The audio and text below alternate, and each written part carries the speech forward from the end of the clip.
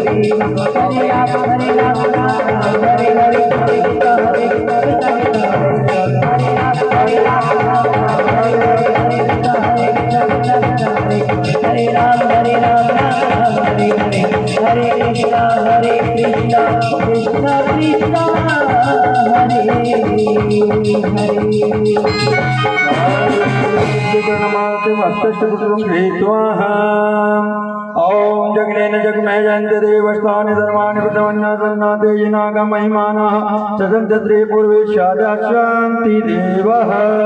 हरि ओम एकदन्ताय च विद्महे वक्रतुण्डाय च धीमहि तन्नो दन्ती प्रचोदयात्।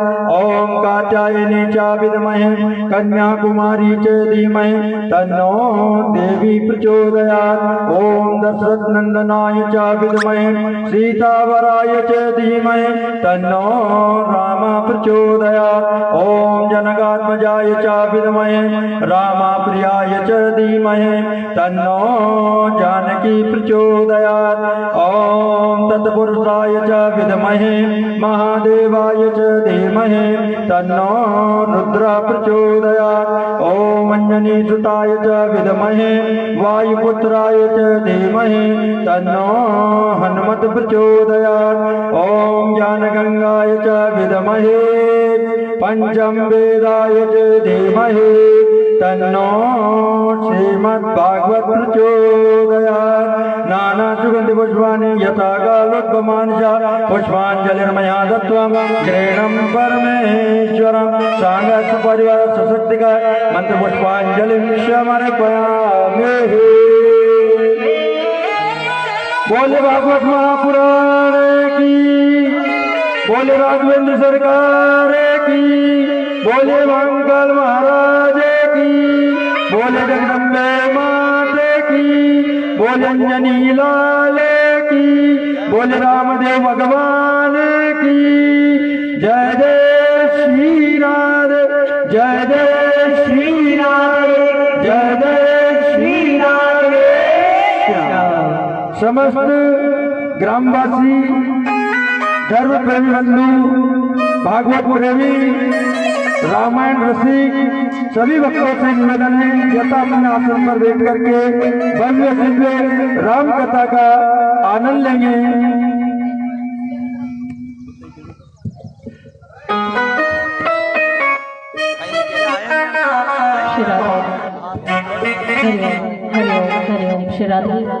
सभी माता बहनों से निवेदन है श्री राम कथा प्रारंभ हो चुकी है। जो कोई भी अभी अपने गांव में घर में है, आप सभी से निवेदन है यथा शीघ्र कथा पांडाल में आकर के भव्य दिव्य राम कथा का श्रवण करें, अपने जीवन को धन्य बनावे। बोले राघवेंद्र सरकार की जय। हरि ओम हरि ओम। श्राद्ध श्राद्धि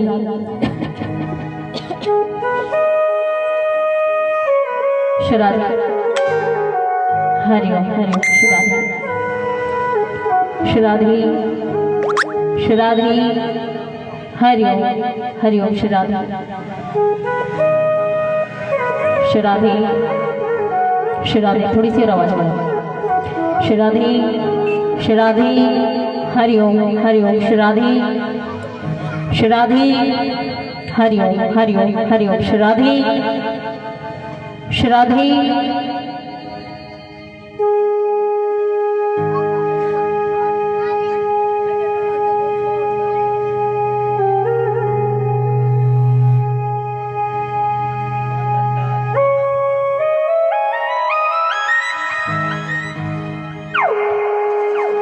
बोलिए गणेश जी महाराज की जय। श्री राधा कृष्ण भगवान की, श्री अग्नारायण भगवान की जय। श्री रामचंद्र भगवान की जय। श्री हनुमान जी महाराज की जय।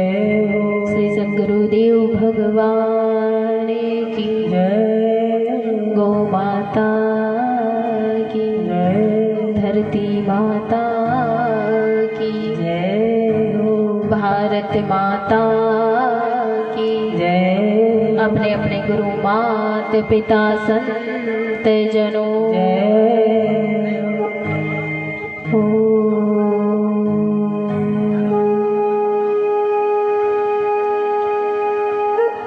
श्री गणेशाय नमः। श्री सरस्वती नमः। श्री गुरु चरण कमलेभ्यो नमः। श्री रामचंद्राय नमः। श्री श्यामदेवाय नमः। वक्रतुंड महाकाय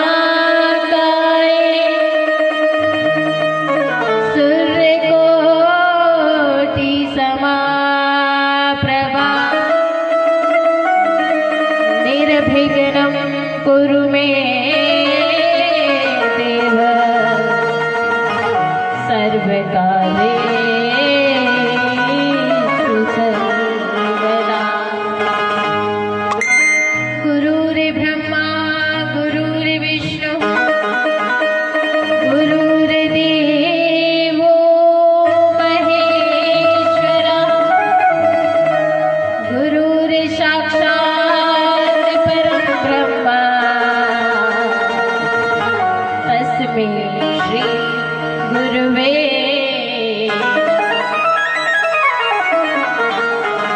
सर्वमंगलमांगल्ये शिवे सर्वार्थ साधिके शरण्ये त्र्यंबके गौरी नारायणी नमः।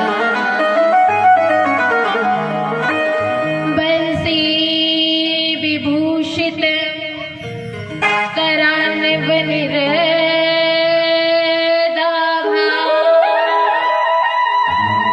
पीतांबराधरण बिंबफला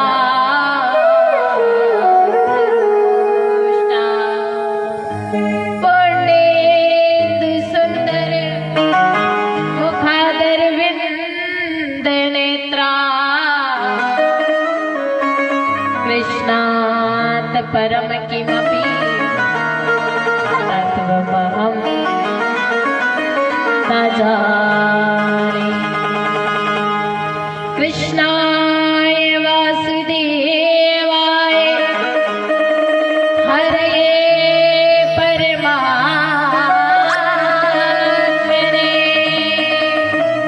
प्रणतक्लेशनाशाय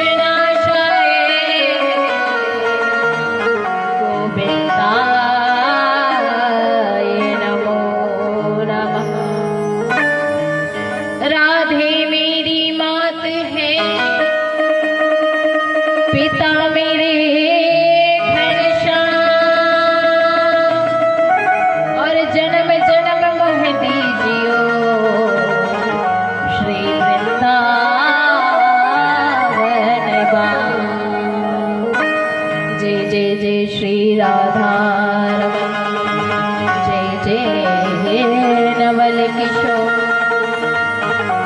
जय गोपी चित चोर प्रभु, जय जय माखन चोर।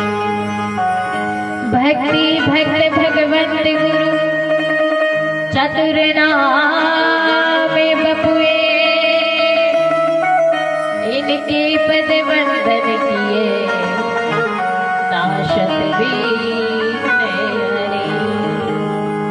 राधे मेरी स्वामिनी, मेरा राधे जी की दास, शरण खड़ी पूर्णेश्वरी अब मेरी ओर निहार, अब मेरी ओर निहार।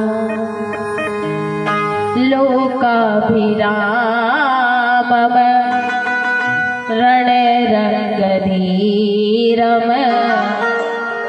लोकाभिरामम रणरंगधीरम, राजीवनेत्रम रघुवंशनाथम।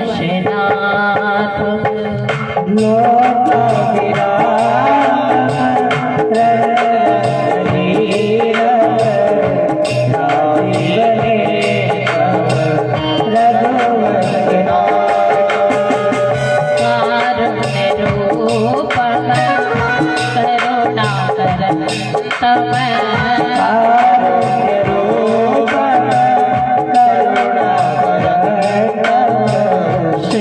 श्रीरामचन्द्रम शरणं प्रपद्ये।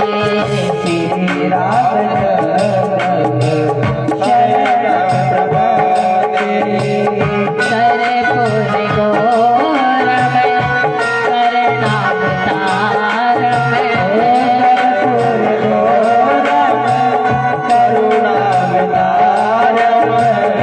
संसार सारम भुजगेन्द्रहार,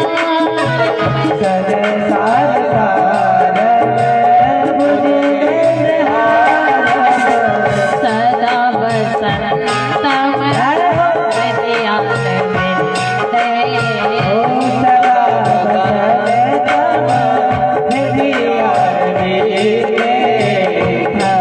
भवानी सहितं नमामि।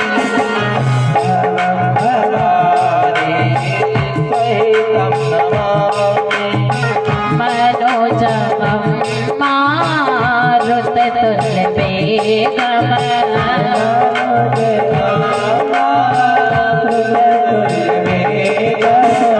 जितेन्द्रियं बुद्धिमतां वरिष्ठम्।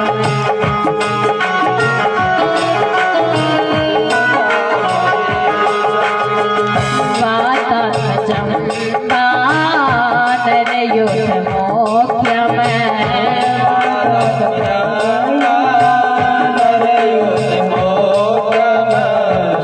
श्रीरामदूतं शरणं प्रपद्ये।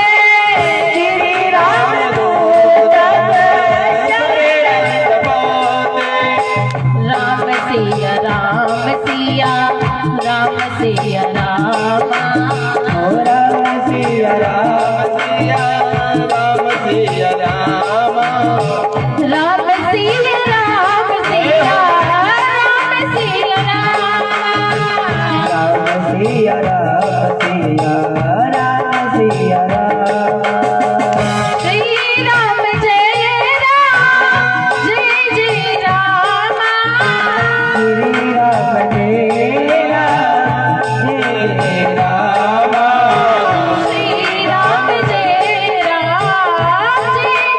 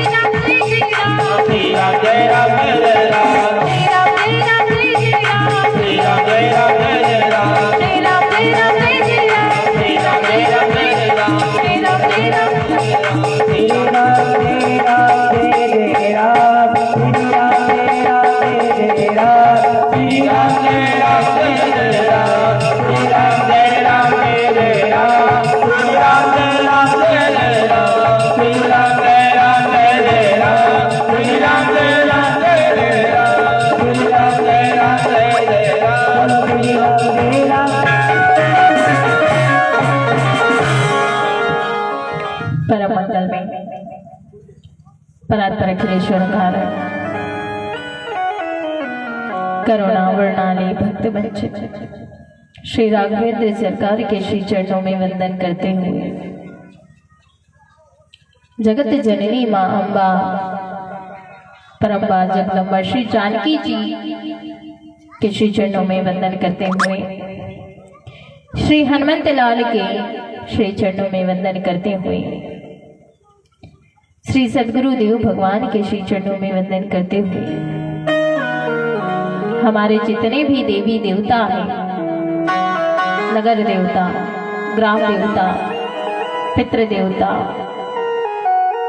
सभी देवी देवताओं को वंदन करते हुए परम प्रेमी प्रातः स्मरणीय पूज्य श्री राघवेंद्र सरकार की छवि को निहारते हुए मंचस्थ विराजमान वेद पाठी विप्र गण विद्वंचन कवि गण रसिक गण संगीत के सानिध्य में चल रहे सहयोगी गण कथा पांडाल में विराजमान हमारी मातृ शक्तियां, शक्ति स्वरूपा माताएं, भक्ति स्वरूपा बहनें, गार्गी मदनसा के पद चिन्हों पर चलने वाली कथा पांडाल में विराजमान हमारे सभी भाई लोग, पिता तुल्य व्रतजन, नन्हे मुन्ने हमजोली के बालक बालिकाएं सभी, और इस ध्वनि प्रसारण यंत्र के माध्यम से जहां जहां तक मेरी आवाज पहुंच रही है और जो भी आप सभी राम प्रेमी, कृष्ण प्रेमी, हरि प्रेमी, आप सभी के हृदय में विराजमान मेरे श्री राधा माधव को सिया राम मैं सब जग जाने करो हो प्रणाम जोरी जुग पाने। आप सभी के हृदय में विराजमान मेरे राघवेंद्र सरकार मैया श्री जानकी जी को वंदन करते हुए आइए परम पावनी जो राम कथा रूपी गंगा आपके इस ग्राम में बह रही है उसमें प्रवेश करते हैं। आज की कथा में प्रवेश करने से पहले 2 मिनट भगवान के नाम का संकीर्तन करेंगे। सभी अपनी जिह्वा को पवित्र करेंगे, हाथों से ताली का संयोग, मुख से हरि नाम संकीर्तन। सभी बड़ी मस्ती में बोलिएगा, अपनी हस्ती को मिटाते हुए सब लोग बड़ी मस्ती में बोलेंगे। एक बार प्रेम से जयकारा लगाएंगे, बोलो राघवेंद्र सरकार की। भैया समय का कोई भरोसा नहीं होता। आपने 7 दिन का कार्यक्रम रखा महाराज, लेकिन 7 दिन में से बच्चे केवल और केवल आपके पास ये मानो कि आज का दिन तो चले ही जाना है, तो बच्चा केवल 1 दिन, वो भी कल का, उसमें भी तो ये सुख के दिन थे महाराज, प्रभु से जोड़े थे हम। तो सुख के दिन महाराज बहुत जल्दी निकलते हैं और जब हम पर दुख आता है ना तो हमें ऐसा लगता है कि मानो ये दिन हमारे कब निकलेंगे। तो इसलिए सभी लोग जितने भी दिन अब तो बचे ही नहीं है, आज का ही दिन है, तो सभी लोग बड़े भाव से एक उत्साह बनाकर रखिए। बोलो राघवेंद्र सरकार की जय हो। सरकार के सामने हम जाते हैं महाराज, रोज हाजिरी लगा रहे 7 दिन से, अब 5 दिन 6 दिन तो हो गए लगाते लगाते हमें हाजिरी, लेकिन सरकार से कहो कि सरकार आप भी आया करो हमारे पास। मैं रोज लगाऊं हाजिरी मेरे सावरिया सरकार, मैं रोज लगाओ हाजरी मेरे सावरिया सरकार, मैं रोज लगाऊं हाजिरी मेरे सावरिया सरकार, मैं रोज लगाओ हाजरी सावरिया सरकार। जरा जल्दी जल्दी आओ, जल्दी जल्दी आओ, जरा जल्दी जल्दी आओ, जरा जल्दी जल्दी आओ, तेरे भक्त करे पुकार,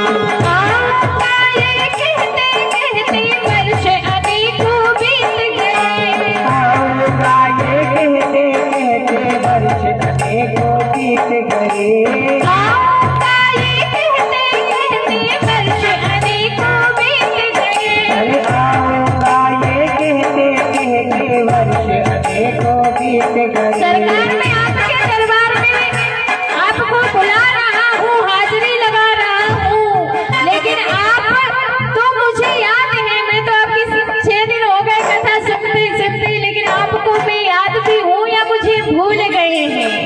तो भक्त बड़े प्रेम से कहता है महाराज, आऊंगा ये कहते कहते वर्ष अनेकों बीत गए, आऊंगा ये कहते कहते वर्ष अनेकों बीत गए। याद भी हूँ मैं सांवरिया की मुझको दिल से भूल गए, याद भी हूँ मैं सांवरिया दिल से मुझको भूल गए। याद भी हूँ मैं सांवरिया की मुझको दिल से भूल गए, याद भी हूँ मैं सांवरिया की मुझको दिल से भूल गए। जल्दी जल्दी आओ, जल्दी जल्दी आओ, जरा जल्दी जल्दी आओ, जरा जल्दी जल्दी आओ। बस इतना करो उपकार, मैं रोज लगाऊं हाजिरी मेरे सांवरिया सरकार। मैं रोज लगाऊं हाजिरी सांवरिया सरकार। ये हो सब लोग बहुत तारीफ करते हुए नाले।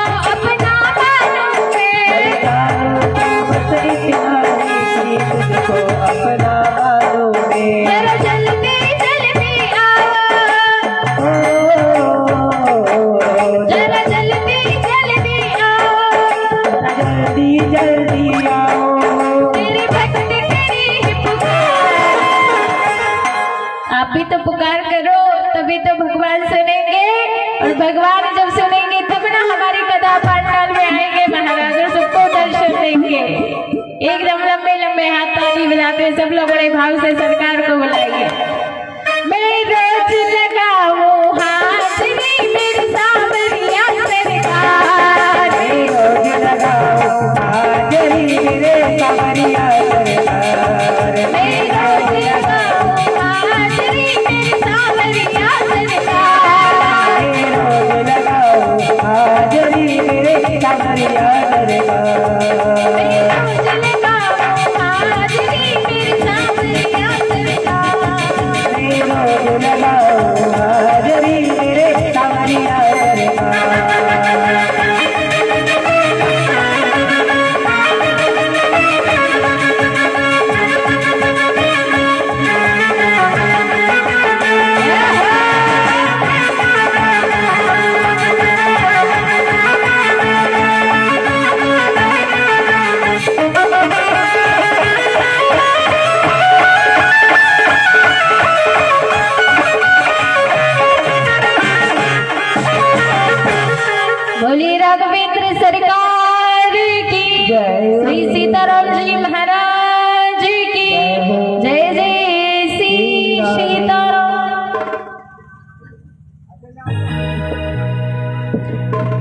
आज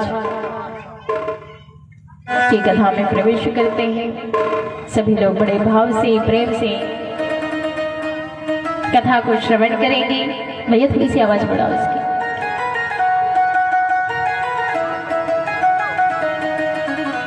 सभी लोग बड़े भाव से, प्रेम से, श्रद्धा से प्रभु की कथा का श्रवण करेंगे। हम लोग मर्यादा पुरुषोत्तम भगवान श्री राम की कथा श्रवण कर रहे हैं महाराज। हमने राम कथा में श्रवण किया है, कल श्रवण किया था महाराज कि किस प्रकार से हमारे ठाकुर जी कैकेयी ने जब वर मांगे हैं महाराज, वन को चलती है पिता की वचनों का पालन करने के लिए हमारे राम जी वन को जाते हैं महाराज। हमारे राम जी ऐसे थे जो अपने माता पिता की राम कथा में लिखा है महाराज। प्रातः काल उठी की रघुनाथा, मात पिता गुरु ना वही माता। हमारे ठाकुर जी प्रातः काल जब उठते थे तो सबसे पहले अपने माता पिता के चरणों को छूते थे महाराज, आशीर्वाद लेते थे। और आज पिता के वचन ना टूटे, मर्यादा ना टूटे, रघुकुल की रीति ना छूटे, इसलिए हमारे राम जी राघवेंद्र सरकार 14 वर्ष के लिए वन में जाने को तैयार हो गए महाराज। और आजकल हम कहे ना हमारे बेटों से, बेटियों से, बेटा ऐसा कर लो, बेटी ऐसा कर लो। अरे आपको रोते हो, ऐसा कैसे कह रहे हो? मुझे जो लगेगा वही करूंगा। आजकल के बच्चे ऐसे होते हैं महाराज। उनके लिए माता पिता की बात कोई महत्व नहीं रखती, जबकि सब जानते हैं ठाकुर जी भगवान है, निराकार ब्रह्म है।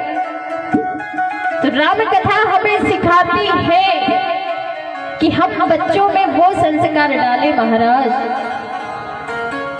कि हमारे बेटे बेटियां हमारे सुने।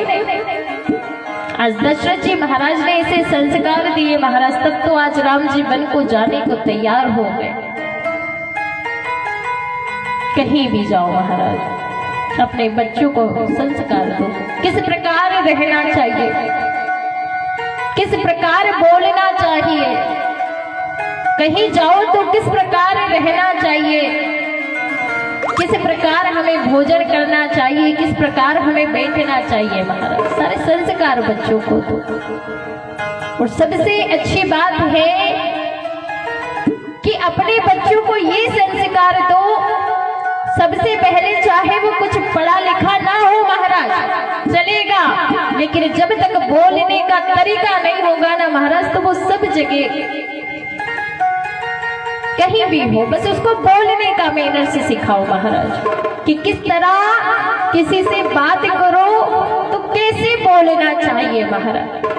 आज हम देखते हैं किसी से हम 2 मिनट बात कर लेते हैं ना, तो उससे पता चल जाता है कि यह व्यक्ति कैसा है, इसका व्यवहार कैसा है, ये चीज हमें पता चल जाती है महाराज। चाहे व्यक्ति पढ़ा लिखा ना होगा, लेकिन उसके बोलने का व्यवहार बताएगा कि ये व्यक्ति कैसा है और कैसा नहीं है। जीवन में चाहे पढ़ना लिखना जरूरी नहीं है, और पढ़ना लिखना क्या, स्कूल की पढ़ाई में क्या बताया जाता है, बस स्कूल की किताबों में जो लिखा होता है वही पढ़ाया जाता है। लेकिन संस्कार कौन देते हैं? संस्कार तो माता पिता ही ना देते हैं। हम कहते हैं वो बच्चा बिगड़ रहा है, बोले माता पिता ने ऐसे ही संस्कार दिए क्या? तो संस्कार कौन देता है अपने बच्चों को? जब छोटे में बच्चे गलती करें ना, तो कहो कि बेटा ऐसा मत कर। आपने वो चोर की कथा सुनी होगी, एक बहुत चोरी करता था, करते करते फिर डाका डालने लग गया महाराज। एक दिन पुलिस वाले ने उसे पकड़ लिया, जेल में बंद कर दिया, फांसी की सजा हो गई बाहर। अब फांसी की सजा हुई बोले अंतिम इच्छा क्या है? अंतिम इच्छा में मेरी माँ से एक बार मिलना चाहता। माँ आई, माँ से मिला, माँ से मिलकर के कहने लगा कि माँ, अगर आज मैंने पहली बार जब चोरी की थी उस समय तू मुझे डांट देती, मेरे गाल पे तमाचा मार देती, मुझे मारती, तो दूसरी बार चोरी करने का प्रयास मैं कभी करता नहीं। आज बचपन में माँ तूने मुझे सिखाया होता कि बेटा चोरी करना बुरी बात है, तो आज मैं इस फांसी पर नहीं चढ़ता। माँ तो जो संस्कार देते हैं ना माता पिता देते हैं। व्यक्ति बच्चा छोटा होता है, गाली गलौज करता है, बुरे अपशब्द बोलता है, उसको डांटो।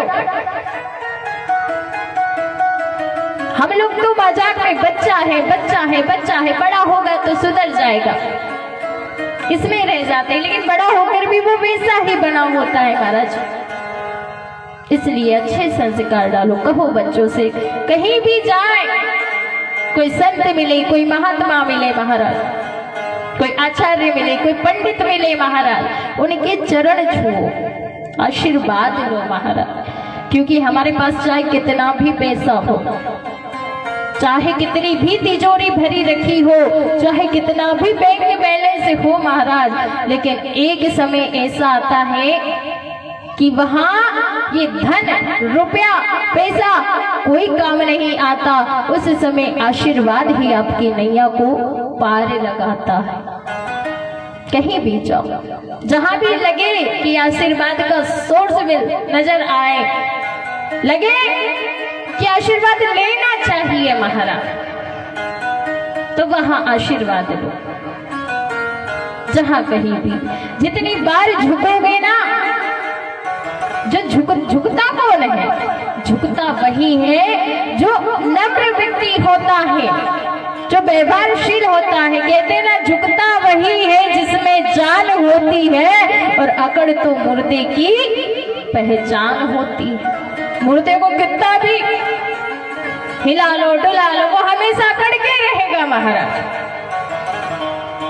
इसलिए कहते हैं अकड़ में नहीं रहना महाराज, झुकना सीखो, नम्र बनना सीखो।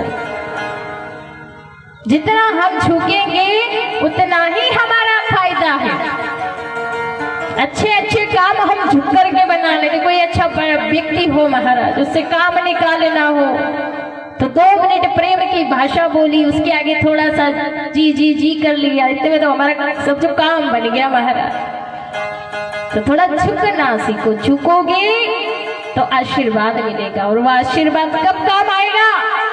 जब हमारे साथ ऐसी परिस्थिति आ जाती है, जब हम अस्पताल में हो महाराज, डॉक्टर मना कर भी केस हाथ से निकल गया, उस समय भगवान से प्रार्थना करते, ऐसा मत करो प्रभु, बचा लो बचा। उस समय वो आशीर्वाद, कहते ना कि पता नहीं कौन सा अच्छा कार्य किया था जो अब काम आ गया महाराज, कहते ना हम लोग, तो वो चीज वो ही होती है महाराज। हमारे यहाँ भी कितने अच्छे अच्छे बड़े पंडित लोग हैं, पर मैंने अभी तक पता इतने दिन हो गए, 6 दिन है, किसी को झुकते नहीं देखा अभी तक कि चलो हमारे इतने बड़े पंडित है, आचार्य लोग है, थोड़ा आशीर्वाद ले ले झुककर।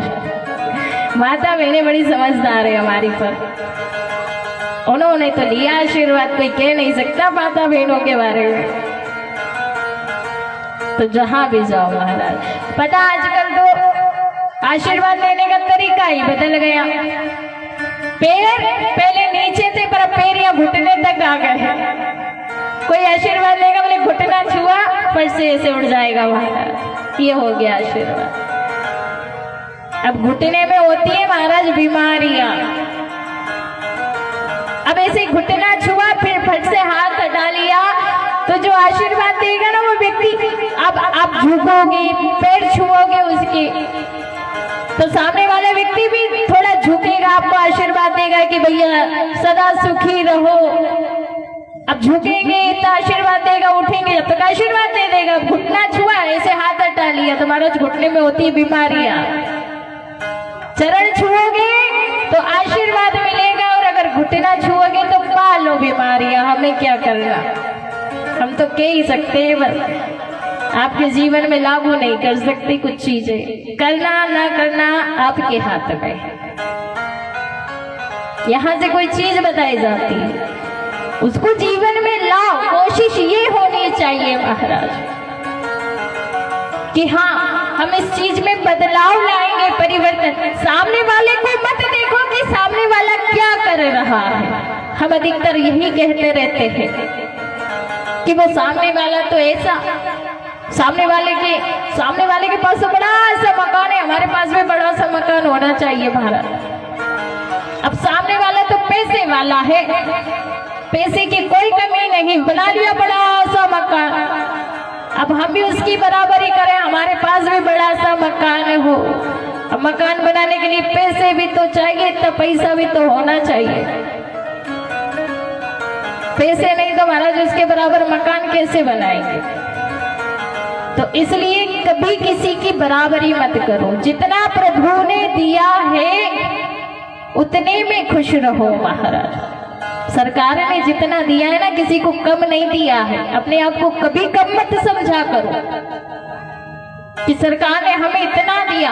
अरे इतना दिया ना, बहुत बड़ी कृपा की है प्रभु आप जो दिया है। हम बहुत खुश हैं कि आपने हमें बहुत कुछ दे दिया है। जो अमीर व्यक्ति है वो भी रोटी खाता है महाराज, और जो गरीब व्यक्ति है वो भी रोटी खाता है। बस उसके पास थोड़ी सुख सुविधा ज्यादा होती है महाराज, हमारे पास थोड़ी सी सुख सुविधाएं कम होती है। वो फ्रिज का ठंडा पानी पीता और हम मटके का ठंडा पानी पीते, फर्क इतना सा है। लेकिन एक बात बताओ, मटके का ठंडा पानी पीना अच्छा है कि फ्रिज का पानी पीना अच्छा है? मटके का पानी पिएंगे तो अच्छा रहेगा। फ्रिज का ठंडा पानी तो महाराज बीमार करता है, बीमारी पैदा करेगा। तो फिर हम उससे अच्छे कि वो सामने वाला पैसे वाला अच्छा। तो सरकार ने जो दिया ना महाराज, बहुत दिया है। कभी अपने आप को कम मत समझा करो, और कभी जीवन में हमेशा याद रखना, दूसरे व्यक्ति की होड़ कभी मत करना कि उसके पास ये है, उसके पास गाड़ी है, उसके पास घोड़ा है। हमारी इतनी हैसियत नहीं है, लेकिन फिर भी बराबरी के चक्कर में करे जा रहे।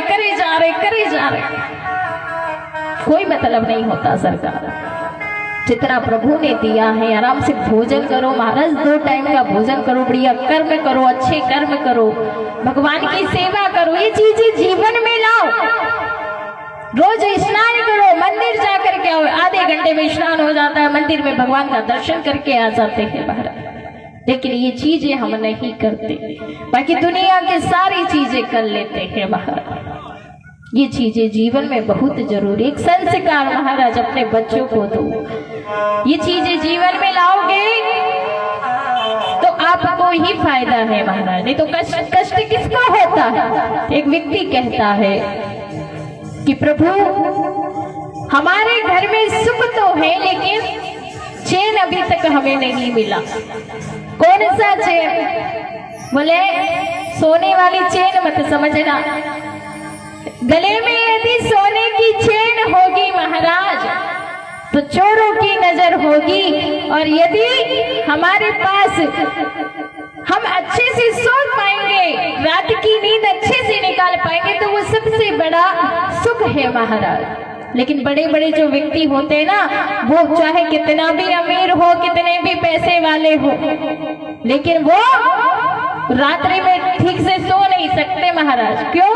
क्योंकि कहेंगे कि हमारा कोई धन लूट ले जाए, कोई पैसे लूट ले जाए महाराज। तो ऐसा सोना चाहते किस काम का?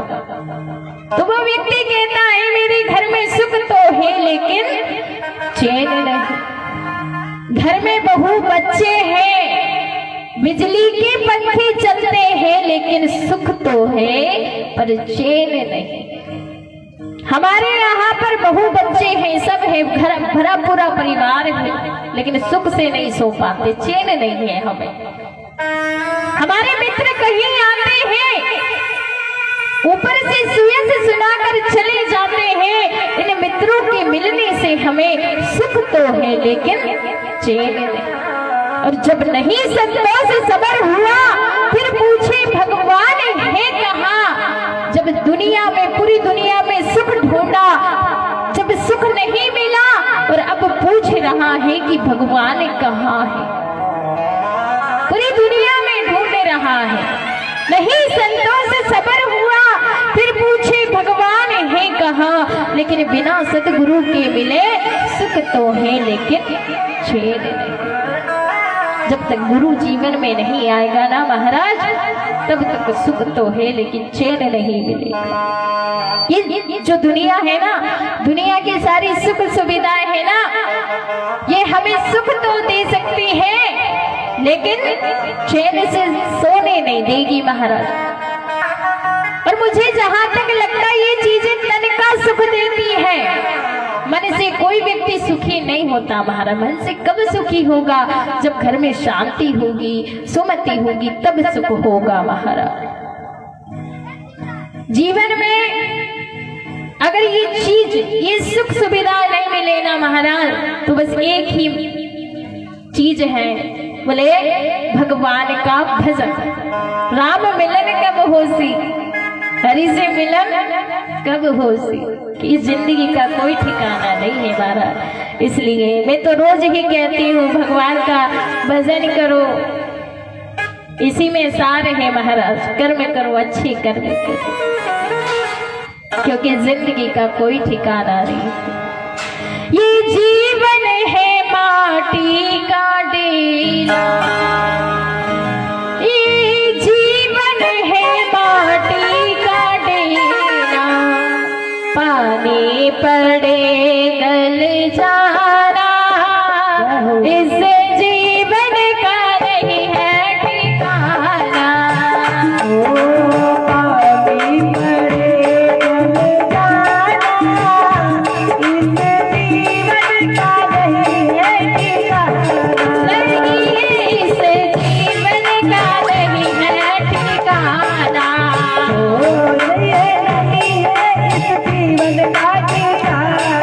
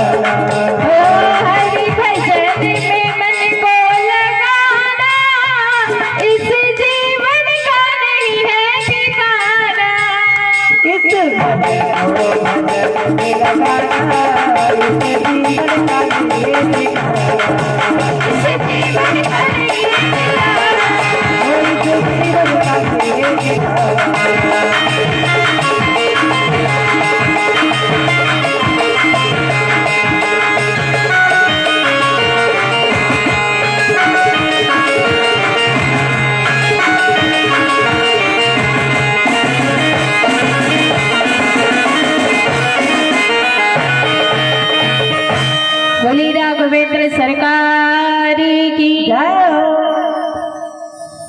आज हमारे ठाकुर जी उनके पिता दशरथ जी महाराज की आज्ञा का पालन करके चले हैं महाराज।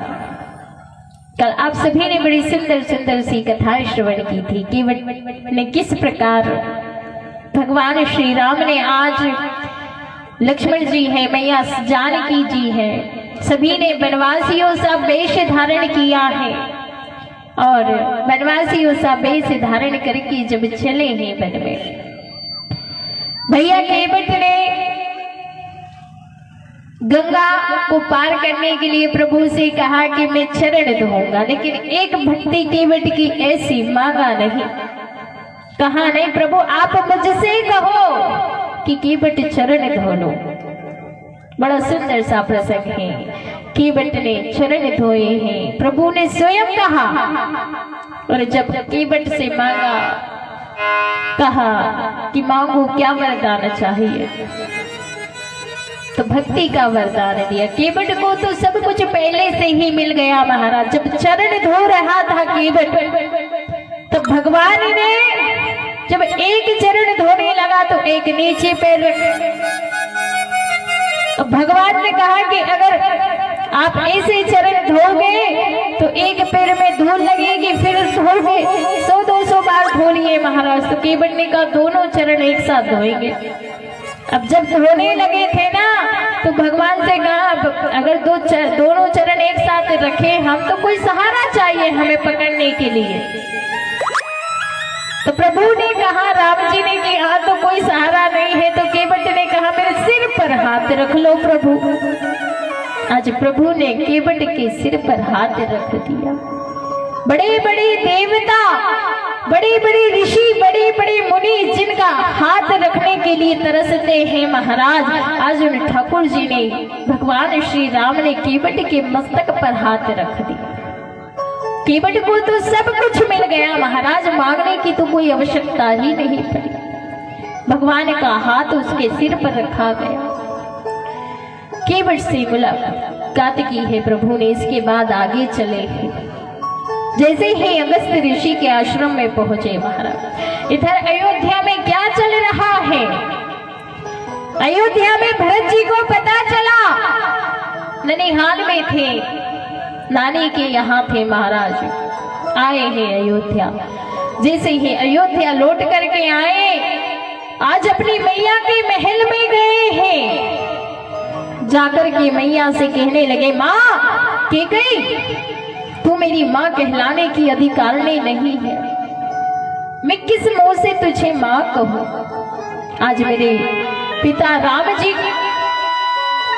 मेरे पिता जैसे भाई राम जी को आपने वन में पहुंचा दिया है, मेरे भैया लक्ष्मण को वन में पहुंचा दिया, मेरी माता जैसी भाभी जानकी को आपने वन में पहुंचा दिया, और आपको पहुंचाते हुए लज्जा नहीं आई। मैया आपने क्या कहा?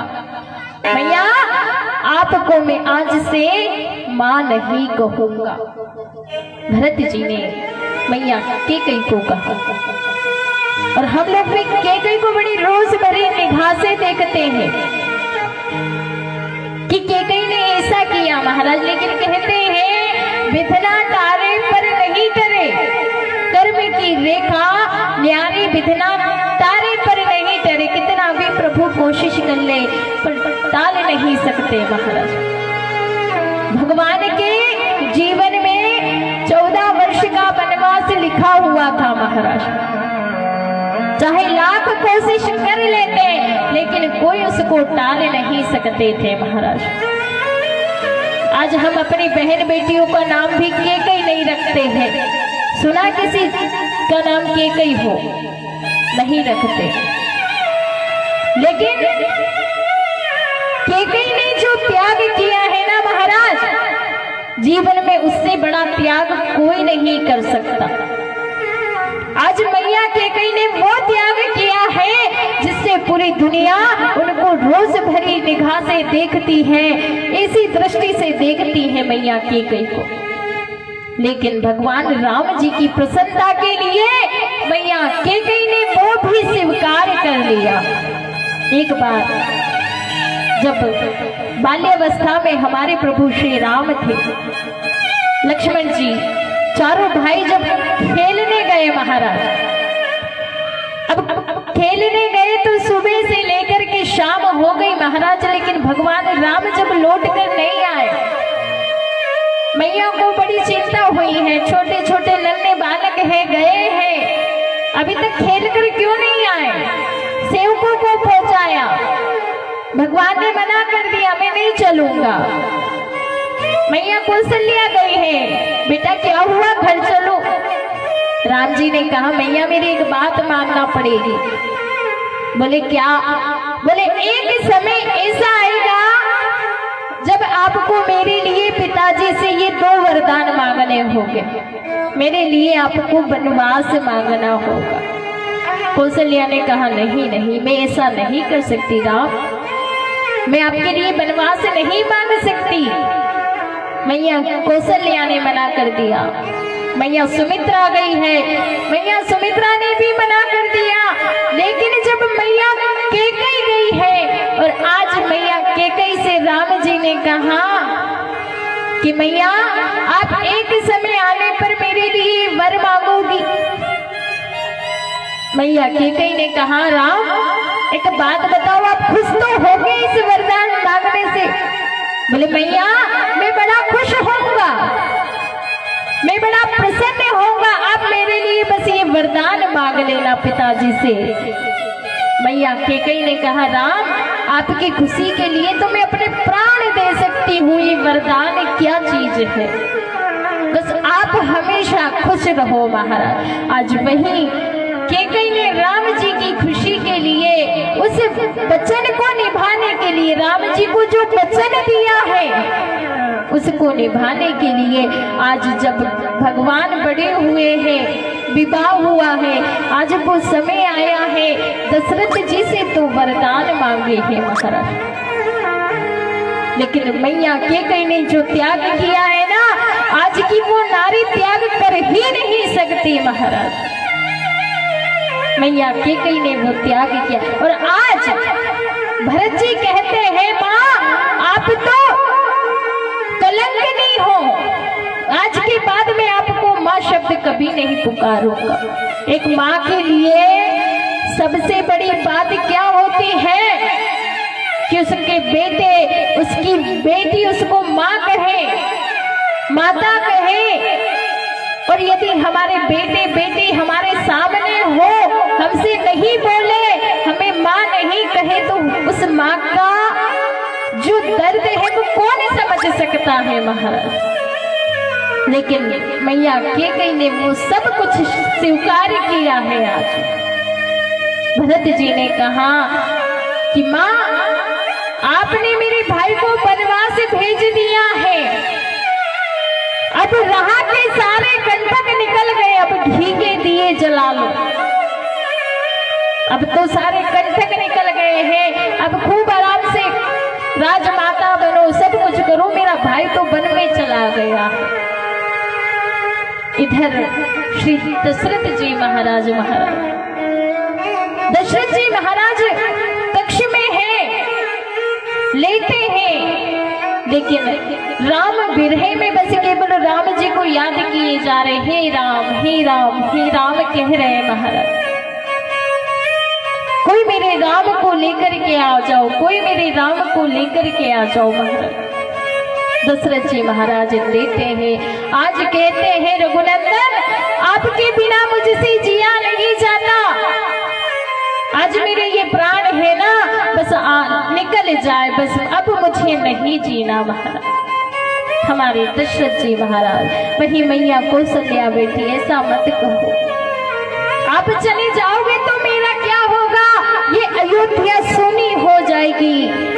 अयोध्या, राम तो अयोध्या को छोड़कर चले ही गए हैं, लेकिन आज दशरथ जी से कहते हैं महाराज आप भी इस अयोध्या को छोड़कर चले जाओगे ना तो अयोध्या बेगानी हो जाएगी, बिरहे में अयोध्या नष्ट हो जाएगी। महाराज कौशल्या ने कहा, दशरथ जी ने कहा बस अब बहुत हो गया, मुझसे जिया नहीं जाता, या तो मेरा राम मेरे सामने आ जाए और नहीं आते हैं तो आज मेरे प्राण निकलने को है। महाराज आज दशरथ जी महाराज राम जी को याद करते करते करते राम कही राम कही राम राम राम कही राम जी को याद करते करते महाराज अपने पंच भौतिक शरीर का वहीं पर त्याग कर दिया। गुरु वशिष्ठ ऋषि आए हैं, आज राम जी नहीं है, आज इनका कौन अंतिम संस्कार करेगा।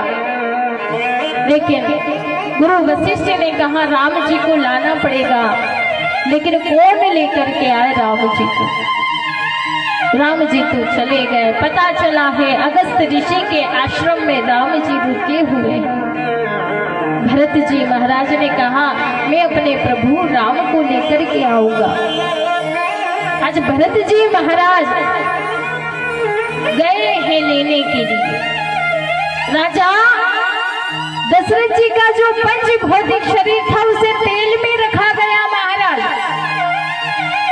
आज भरत जी हैं, गुरु वशिष्ठ हैं, संग में मैया कौशल्या कैकेयी है। आज कैकेयी को भी पछतावा हो रहा कि मैंने क्या कर दिया।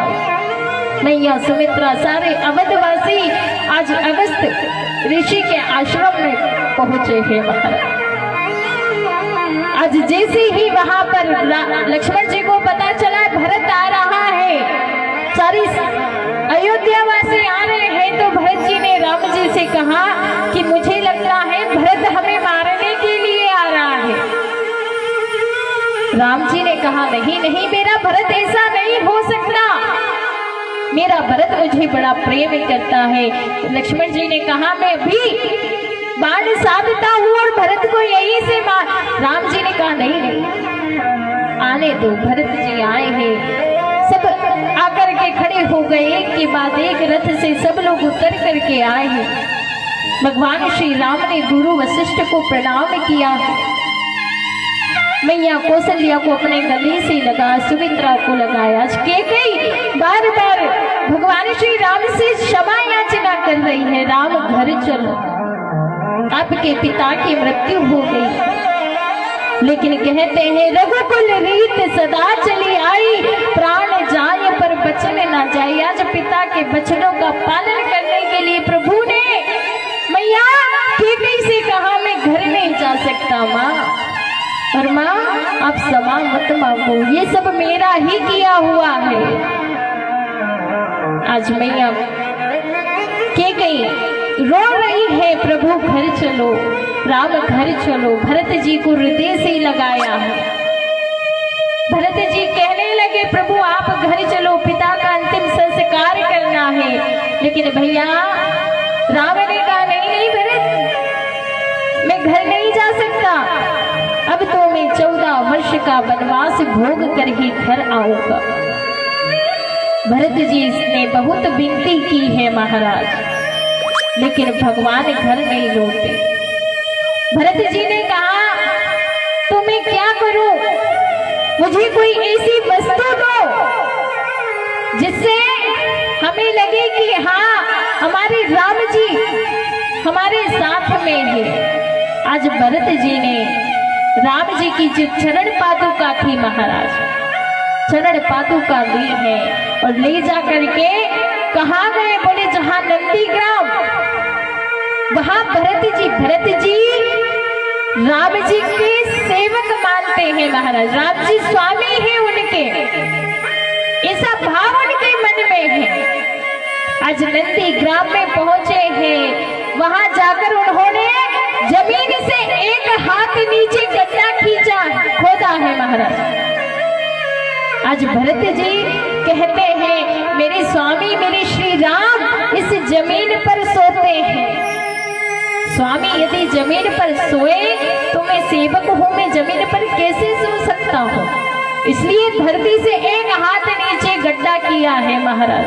उस धरती के नीचे एक हाथ गड्ढा करके उसमें हमारे भरत जी निवास करते हैं महाराज, वहां सोते हैं। प्रभु घास फूस पर सोते हैं, लेकिन भरत जी महाराज नीचे जो कंकड़ पत्थर वाली धरती है ना, उस पे सोते हैं महाराज। हमारे प्रभु राम कंदमूल फल खाते हैं, लेकिन हमारे भरत जी थोड़ा मिला तो ठीक है, खेतों में से अन्न बीन कर लिया है वो खा लिया, कहीं कुछ खा लिया महाराज। ऐसा वो त्याग है भरत जी का महाराज। चरण पादुका को रखकर उनकी पूजा करते हैं महाराज। आज चाहते भरत जी तो आज अपने पिता का अंतिम संस्कार करके आज अयोध्या का राजा बन सकते थे, लेकिन हमारे भगवान का ऐसा प्रेम महाराज, भरत जी ने वो सब का त्याग कर दिया और नंदी ग्राम में वहां रहने लगे। आज भगवान जमीन पर सोए तो नहीं सोते, कंदमूल खाते तो हम क्यों कंदमूल खाए। एक सेवा भाव है महाराज भरत जी का।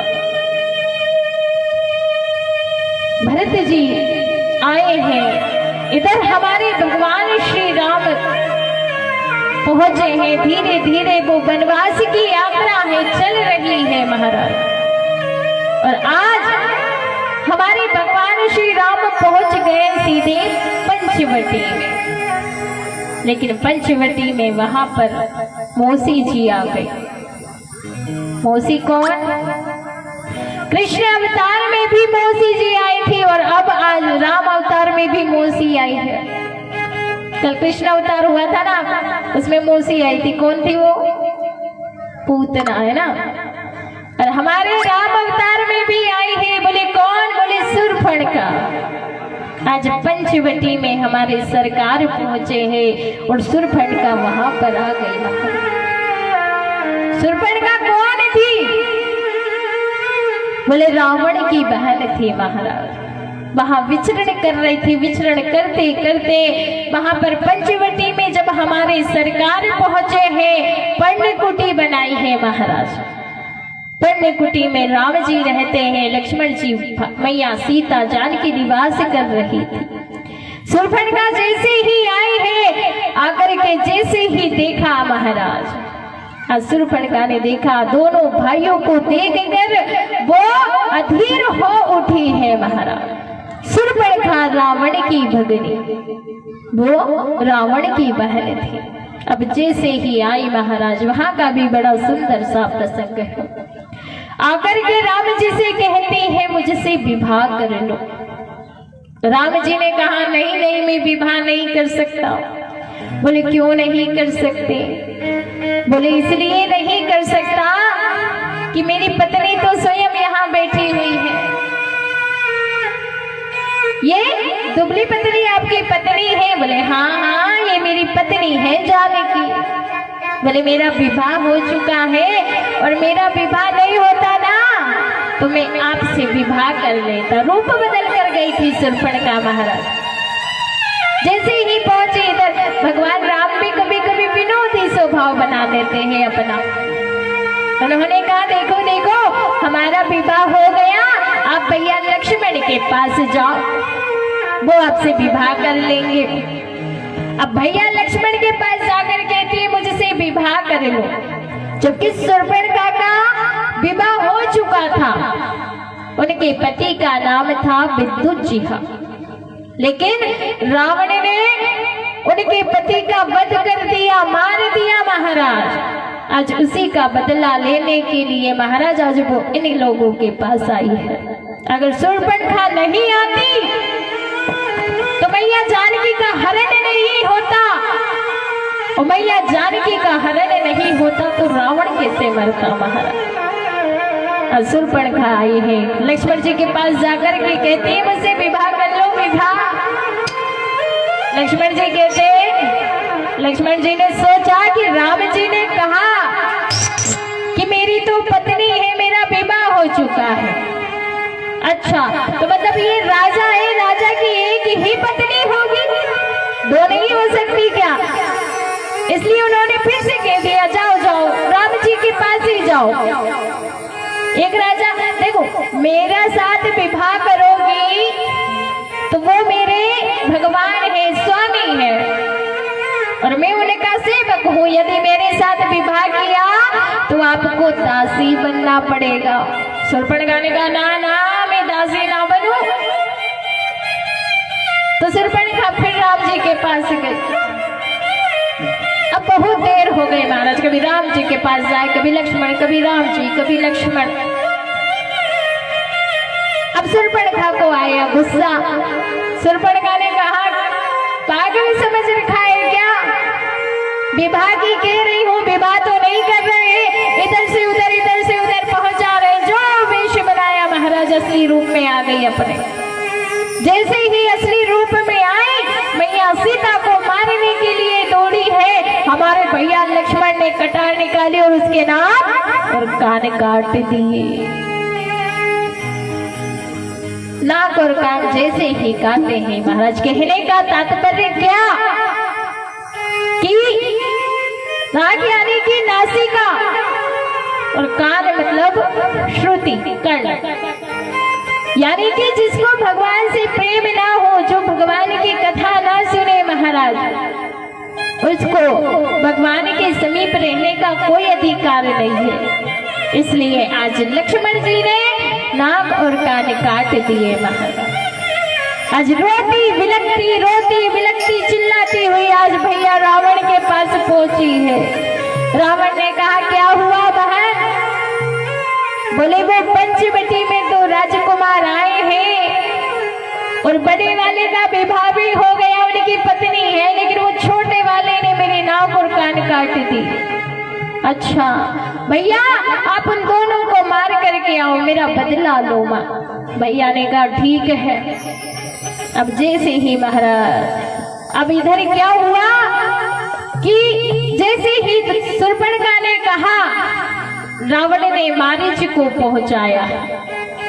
मारीच को जब ताड़का और स्वभाव का वध किया था, तब मारीच को लंका पहुंचा दिया था प्रभु ने। मारीच को जो था ना, सत योजन का सागर पारा, यानी कि 100 योजन पार करके लंका में पहुंचाया था।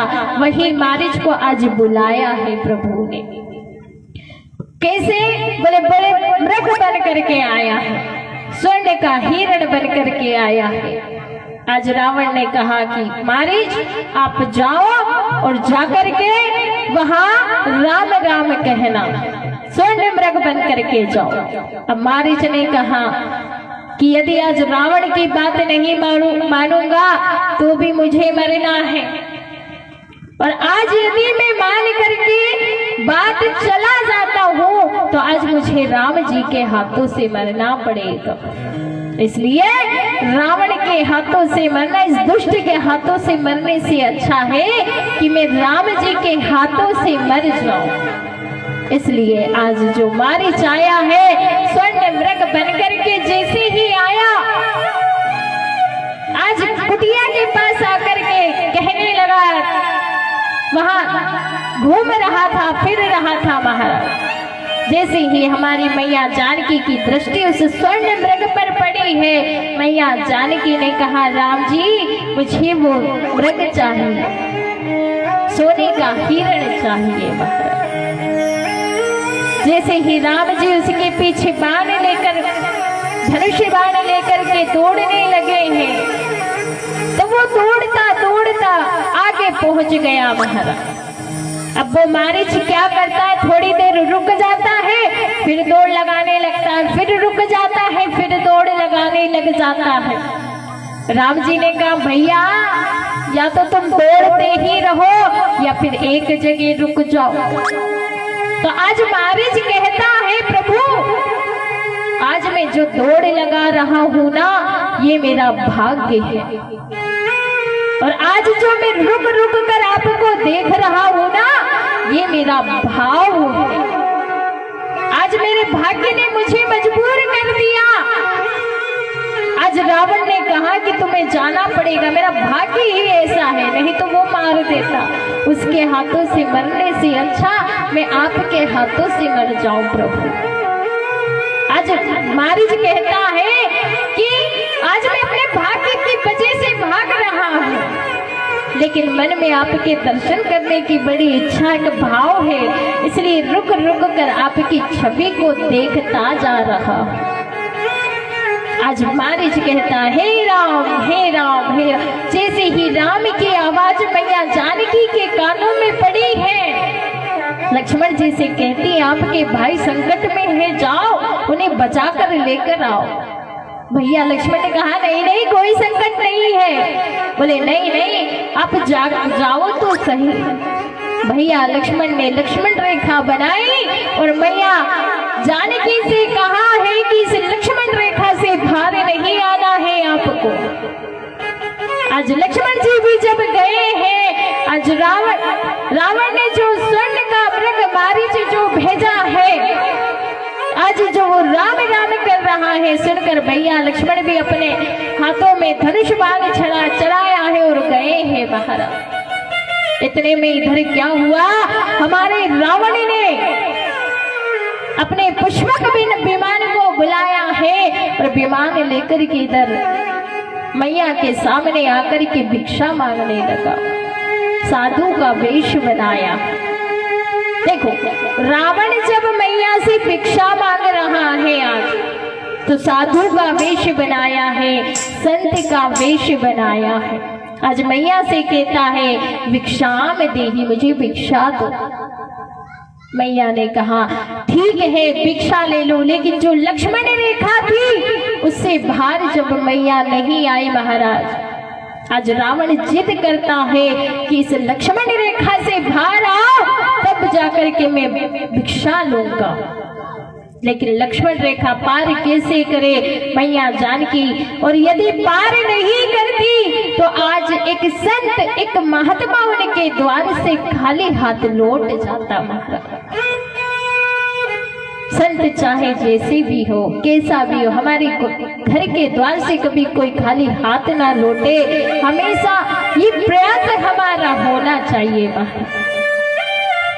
आज जो मैया उस लक्ष्मण रेखा को पार करके जब भिक्षा देने आई है, अभी तक तो साधु के वेश में थे, संत के वेश में थे महाराज, पर जैसे ही मैया आई, मैया भिक्षा देने लगी, अपने रावण के वेश में आ गया और मैया को पकड़कर उनका हरण करके पुष्पक विमान में बिठा लिया। इधर हमारे सरकार ने मारीच को मारा है, मारीच ने अपने प्राण त्याग दिए, और इधर जैसे ही कुटिया में पहुंचे हैं वहां पर उनको जानकी नहीं मिली महाराज। भगवान राम ढूंढ रहे हैं सीते, हे सीते, हे सीते तुम कहाँ हो। पूरी पुण्य कुटी में देखा महाराज, लेकिन राम जी को मैया जानकी कहीं नहीं मिली।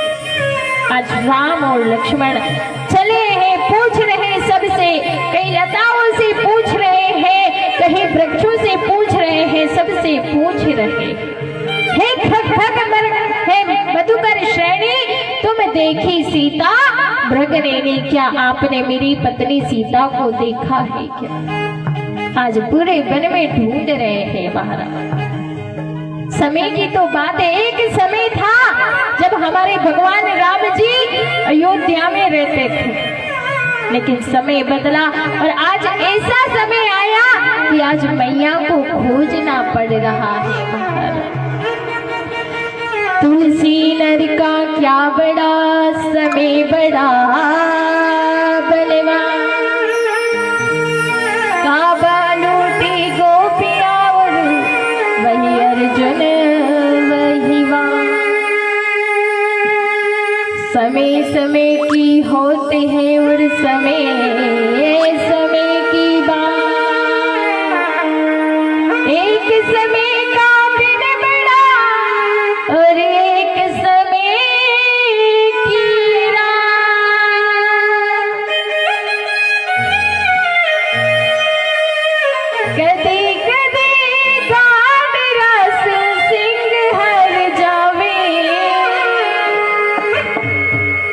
गार्डर होती ना, आपने देखा होगा, अगर कोई शेर हो महाराज, वो शेर आ जाए तो वो शेर अकेला होता है, और यदि गार्डर होती है वो बहुत सारी होती है महाराज। कैसे एकदम जब निकलती है तब देख रहे हैं एकदम निकलती जाती है महाराज, अपन लोगों को भी ना निकलने दे, वो तो इतनी सारी होती है महाराज। चाहे बस आ रही हो, चाहे बाइक जा रही हो, चाहे कुछ भी, सबको रुकना पड़ता है महाराज, जब तक भी वो गार्डर उस सड़क को पार ना कर दे। ऐसे वो भेड़ होती है, भेड़ बोलते हैं उनको, है ना। तो जब वो निकलती है तो वो जो उनका समूह होता है, इतना समूह जब मिलकर के अगर कोई एक शेर भी आ जाए ना, तो कभी कभी जीवन में ऐसा समय आ जाता है कि उनको भी हारना पड़ता है। समय की तो बात है, क्योंकि समय को भरोसा करे। सब लोग बड़े भाव से ताली बजाते हुए, आप लोगों को भी अपना समय अच्छा बनाना है। ये नहीं कि कथा में आए, कथा सुन लिया तो समय अच्छा बन जाएगा, वो तो बनना ही है। पर उससे अच्छा है कि हम थोड़ा सा कहते हैं कि अगर इन हाथों से ताली बजाते हैं ना, भगवान के भजन में तो रेखाएं अच्छी हो जाती है। जब भी तो ताली बजवाते हैं तो हमें कौन सा शौक चढ़ा है कि हम आपको ताली बजाओ। कोई शौक नहीं है हमें बजवाने का, हम तो इसलिए बजवाते हैं कि आपका अच्छा हो, आपकी रेखा यदि गड़बड़ जा रही हो तो थोड़ी सीधी हो जाए, इसलिए सब लोग बड़े भाव से ताली। बोले राघवेंद्र सरकार की जय हो। कभी कभी गाड़रासू सिंह हार जावे, समय को भरोसा करे,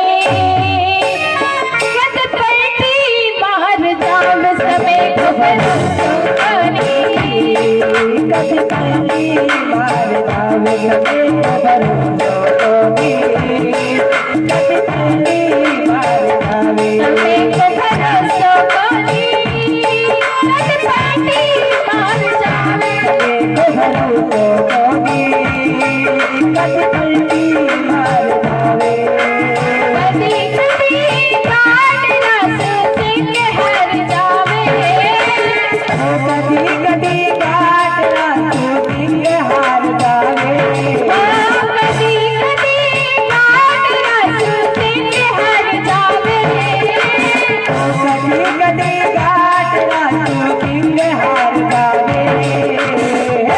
समय को भरोसा करे, कभी पलटी मार जावे,